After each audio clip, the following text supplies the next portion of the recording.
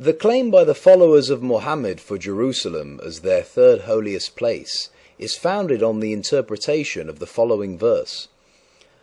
Glory to Allah, who did take his servant for journey by night from the sacred mosque to the farthest mosque.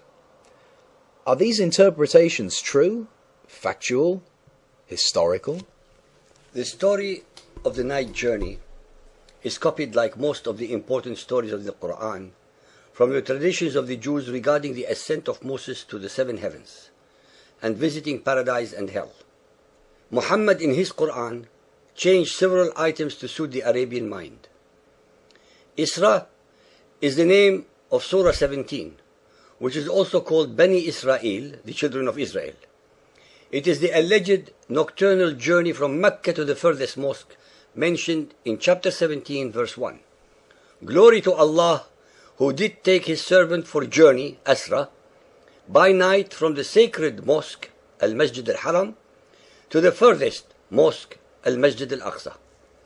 Even the obvious should be pointed out to the listener, that the name of Jerusalem is not even once mentioned anywhere in the Quran. Jerusalem, on the other hand, is mentioned 667 times in the Bible.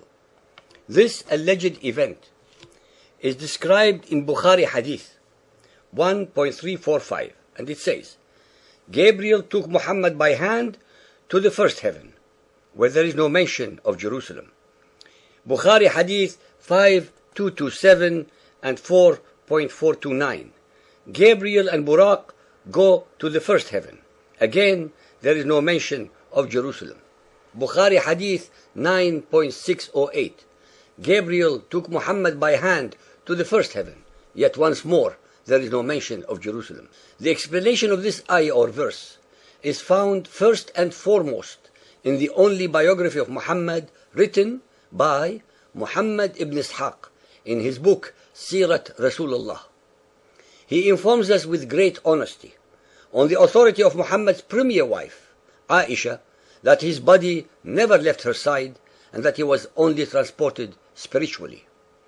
This is corroborated by the Qarawiyun library manuscript in Fez, Morocco, where it repeats that Aisha, the Prophet's wife and most intimate companion of his later years, declared emphatically that he was transported in his spirit, biruhihi, while his body did not leave its place. Also, the great Al-Hasan al-Basri, who belonged to the next generation, held uncompromisingly to the same view. In another version, in section 267, page 184, it is Hind, Hani, daughter of Abu Talib, Muhammad's cousin and sister of Ali, that relates concerning the night journey.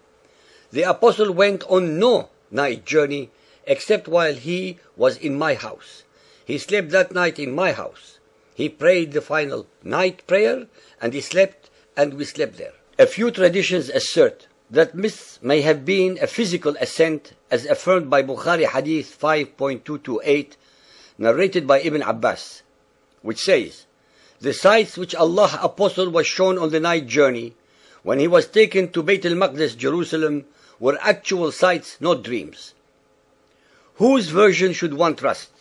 That of the wife who slept with him, or of his companions who were not present?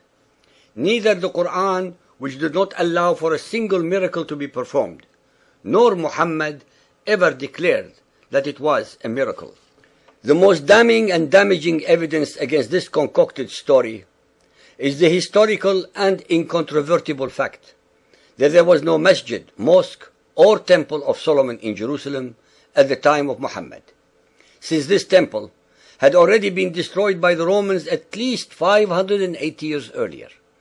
Hence the verse could not possibly and realistically have meant Jerusalem. It was the companions of Muhammad who, after his death, expressed the erroneous, falsified and unsubstantiated opinion, and later the dogma, by creating a mythology, assuming a real physical transport to Jerusalem, in spite of the fact that not one of the ahadith above mentions any intermediate landing at Jerusalem, but a direct flight from Mecca to the first heaven only. On the other hand, it makes more sense to assume that this was a spiritual transport to the temple of Allah in heaven. This tradition too would have been a copy from the Jewish traditions regarding Jacob and Moses visiting the seven heavens.